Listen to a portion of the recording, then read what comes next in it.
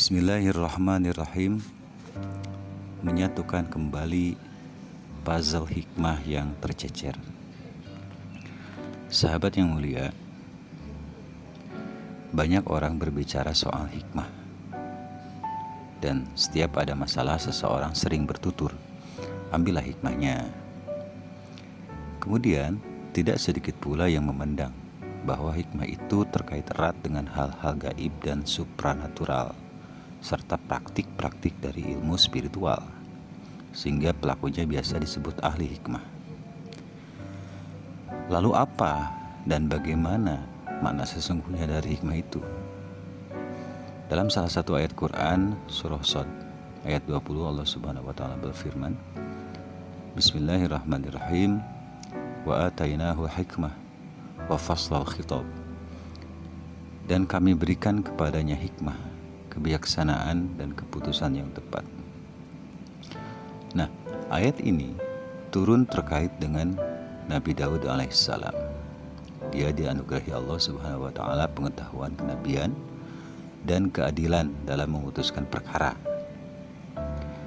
Tafsir Jalalain menafsirkan kata al-hikmah sebagai an-nubuwah wa kamalul ilmi wa itqanul amal wal isobah fil umur, yaitu kenabian dan kesempurnaan pengetahuan, disiplin dalam bekerja, dan aplikatif dalam segala urusan.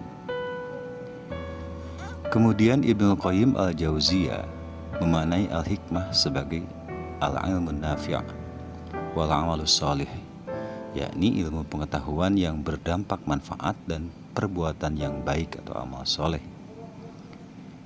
Di tempat lain, dalam memahami dari kalimat hikmah ini, Ibnu Katsir dan At-Tabari menyampaikan pandangan beragam mengenai tafsir atas kata hikmah ini. Dia kemudian menyimpulkan bahwa semua pendapat para ulama atas kata ini, maksudnya adalah kata hikmah, meski dengan uraian yang berbeda-beda, tetapi pada dasarnya sama, bahwa hikmah adalah al-isobah fil umur, yaitu aplikatif dalam segala urusan. Ini sudah tentu diperoleh dari pemahaman, pengetahuan, dan pengalaman, disertai dengan rasa takwa kepada Allah Subhanahu wa taala. At-Tabari, Jami'ul Bayan fi Ta'wilil Quran. Apa yang dikatakan baik oleh tafsir Jalalain, Ibnu Qayyim, At-Tabari maupun Ibnu Katsir di atas, walau diungkapkan dalam rumusan yang berbeda-beda, pada dasarnya mengandung pengertian yang sama, yaitu bahwa hikmah adalah suatu kebijaksanaan yang lahir karena seorang bertindak sesuai dengan ilmunya, dengan cara yang tepat sesuai dengan situasi yang dihadapinya. Tindakan yang tepat, bijak, sesuai dengan ilmu, sesuai dengan situasi yang ada, dan perbuatan-perbuatan baik itu dilakukan penuh kesadaran sebagai wujud dari ketaatan akan perintah Allah Subhanahu wa taala. Nah, di sini kita harus membedakan antara dua hal, yaitu satu ilmu dan dua hikmah. Ilmu adalah sejenis informasi atau pengetahuan yang bersifat nazari atau teoritis, yang berhasil kita transfer ke dalam pikiran atau otak. Ilmu adalah suatu entitas atau keberadaan yang sifatnya virtual. Dia hanya ada dalam pikiran, belum mengalami transformasi atau belum menjelma menjadi sebuah tindakan, karena masih pengetahuan. Nah, sementara hikmah lain lagi. Hikmah adalah ilmu yang sudah berubah menjadi tindakan aplikatif. Hikmah adalah ilmu yang sudah berdampak produk, sudah menjelma menjadi akhlak yang menyatu dengan tubuh kita. Sahabat yang mulia, kita bisa melihat macam-macam aplikasi hikmah dalam kehidupan. Di antaranya satu, hikmah pada amaliyah atau perbuatan. Pengetahuan tentang bagaimana tata cara sholat yang tertuang di dalam kitab-kitab fikih mengenai kaifiatus sholat adalah ilmu. Tetapi amaliyah sholat yang sudah menyatu menjadi bagian dari tubuh seorang muslim adalah hikmah. Kita ambil contoh lain. Teknik bermain tinju yang tertulis dalam buku-buku adalah ilmu. Tetapi teknik tinju yang sudah menyatu dalam tubuh seorang Muhammad Ali adalah hikmah. Atau teknik bermain sepak bola yang tertulis dalam buku-buku adalah ilmu. Tetapi teknik sepak bola yang sudah menyatu dalam tubuh seorang Muhammad Salah umpamanya adalah hikmah. Karena dia telah menjadi laku perbuatan. Nah, ilmu yang sudah berwujud nyata dalam perbuatan aplikatif tersebut itulah hikmah. Kemudian aplikasi hikmah yang kedua adalah hikmah pada sains ataupun teknologi. Ilmu pengetahuan tentang segala sesuatu yang terdapat pada alam semesta yang biasa disebut ilmu pengetahuan alam. Jika belum terwujud nyata sebagai sebuah produk yang aplikatif, maka hanyalah ilmu atau teori.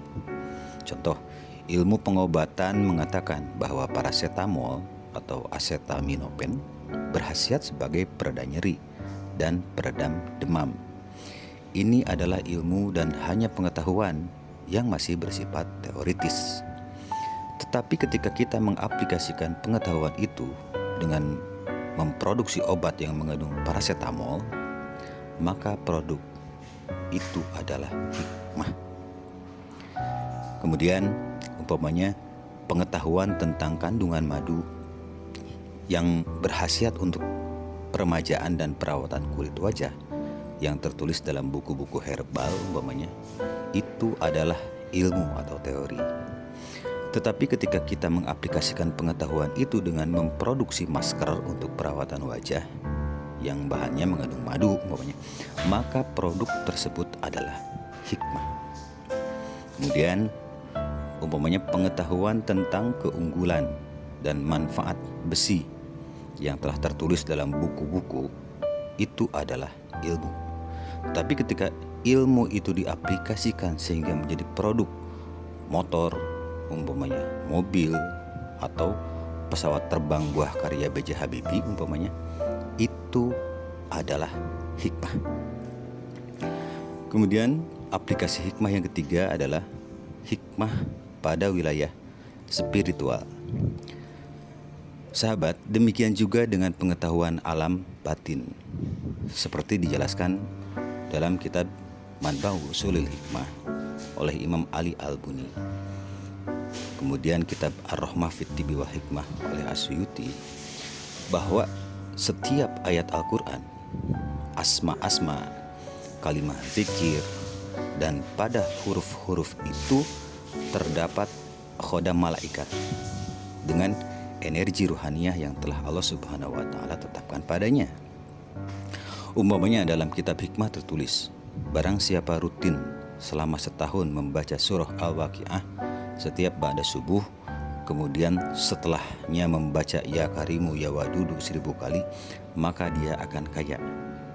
Ini hanyalah ilmu atau teori.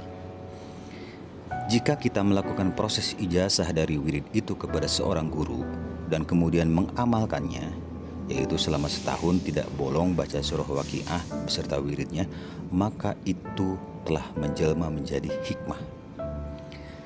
Begitu juga dengan pengetahuan bahwa Bismillahirrahmanirrahim memiliki khasiat pengasihan jika dibaca sebanyak 786 kali. Ini hanya ilmu saja. Namun, jika kita mengambil ijazah dari seorang guru dan membacanya dengan penuh ta'zim dan disiplin sesuai apa yang diijazahkan guru, ketika itulah menjelma menjadi hikmah. Ya, itu adalah beberapa contoh dari ilmu yang bertransformasi menjadi hikmah. Kemudian sahabat, perlu diperhatikan juga bahwa karakteristik khas dari hikmah itu adalah terdapatnya dampak positif, yaitu munculnya kebaikan yang banyak. firman Allah Subhanahu wa taala surah Al-Baqarah ayat 269. Bismillahirrahmanirrahim. Yu'til hikmata man yasha wa man yu'tal hikmah faqad utiya khairan katsira wa ma yazakkaru illa ulul albab. Dia memberikan hikmah kepada sesiapa yang dia kehendaki. Barang siapa diberi hikmah, sesungguhnya dia telah diberi kebaikan yang banyak, dan tidak ada yang dapat mengambil pelajaran kecuali orang-orang yang mempunyai akal sehat, ulul albab. Di sini dapat kita simpulkan bahwa hikmah adalah ilmu yang sudah menjadi laku aplikatif dan sekaligus produktif, sehingga darinya terpancar banyak kebaikan seperti sholat umpamanya, yang kemudian berdampak menjadi benteng sebagai pencegah dari perbuatan keji dan munkar. Kemudian produk obat paracetamol yang jika diminum dengan dosis yang tepat berkhasiat menghilangkan nyeri bagi penderita sakit kepala, atau umpamanya menjadi disukai banyak orang setelah istiqomah wirid Bismillahirrahmanirrahim 786 kali dan seterusnya. Jika kita lihat dari contoh-contoh aplikasi hikmah di atas, dapat kita ketahui bahwa ada hikmah yang masuk kategori zahir, seperti umpamanya motor, mobil, pesawat terbang B.J. Habibie, atau produk obat paracetamol dan sebagainya. Juga ada hikmah yang batin, seperti cepat kaya dengan konsisten tiap hari baca waqiah. Nah, ada hikmah buah dari olah fikir, seperti produk masker wajah berbahan madu umpamanya. Dan ada pula hikmah hasil dari olah zikir, seperti disukai banyak orang setelah rajin wirid Bismillahirrahmanirrahim umpamanya.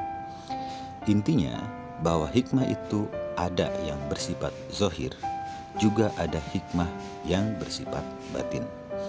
Dengan kata lain, ada hikmah yang bersifat fisik, juga ada yang metafisik. Sahabat sekalian, setelah sekian lama pemahaman hikmah ini tercecer akibat egoisme sekulerisme barat, yaitu ide pemisahan agama dari kehidupan, hikmah hanya difahami sebagai hal-hal ruhiyah, gaib, mistik, dan atau metafisik saja. Sementara yang berkaitan dengan praktik atau aplikasi dari ilmu pengetahuan alam seperti sains, teknologi, ataupun ilmu kedokteran, pengobatan, praktik ilmu sosial seperti ilmu politik, ilmu militer, dan sebagainya, seolah bukan aplikasi hikmah. Karena dalam pandangan barat, dalam urusan-urusan publik atau non-ritual ini harus steril dari pengaruh agama dan harus minus peran Tuhan. Nah, padahal hikmah itu sendiri terkait erat dengan membangun ketakwaan, membangun kesadaran akan hubungan dengan Allah, yaitu adanya kesadaran kita sebagai manusia akan hubungan dengan Allah Subhanahu wa taala ketika kita melakukan perintah-perintahnya.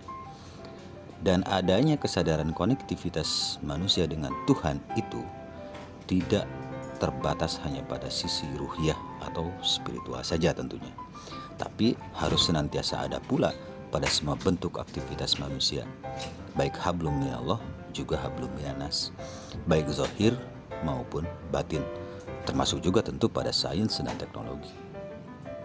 Jika kita lihat dengan jujur, bukankah praktik kedokteran Ibnu Sina itu aplikasi hikmah? Obat-obatan herbal yang tertuang dalam kitab Ar-Rahmah fit Tibbi wal Hikmah As-Suyuti ataupun dalam kitab Mujarobat Ad-Dairobi juga aplikasi hikmah. Nah, begitu juga dalam kitab-kitab yang lainnya. Artinya tidak ada dikotomi praktik hikmah baik zahir maupun batin, fisik maupun metafisik. Dan begitulah aplikasi hikmah yang telah terjadi di sejarah kaum muslimin selama ratusan tahun. Sahabat, dari uraian singkat di atas dapat dilihat bahwa hikmah itu bersifat transformatif. Dari ilmu atau yang asalnya hanya teori, kemudian tampak nyata menjelma menjadi suatu perbuatan. atau suatu produk yang berdampak manfaat bagi manusia. Sahabat, hikmah akan mengubah seseorang dari logam biasa menjadi logam mulia, dari manusia biasa menjadi insan kamil, manusia sempurna. Ini tidak terjadi pada ilmu yang berhenti hanya menjadi pengetahuan teoritis belaka. Hikmah adalah ilmu yang mengalami transformasi menjadi amal soleh atau aplikatif, dan dari sanalah segala kebaikan terpancar dan berbuah banyak kebaikan dan keberkahan. Sahabat yang mulia, kini sudah saatnya kaum muslimin mengembalikan kembali integrasi pada keduanya, yaitu menyatukan kembali aplikasi hikmah baik zahir maupun batinnya, fisik juga metafisiknya, fikir dengan zikirnya. Dengan metode ulul albab inilah niscaya akan tercapai puncak hikmah, yaitu terintegrasinya hikmah baik spiritual juga sains dan teknologi sekaligus. Sekian, terima kasih. Wallahu a'lam.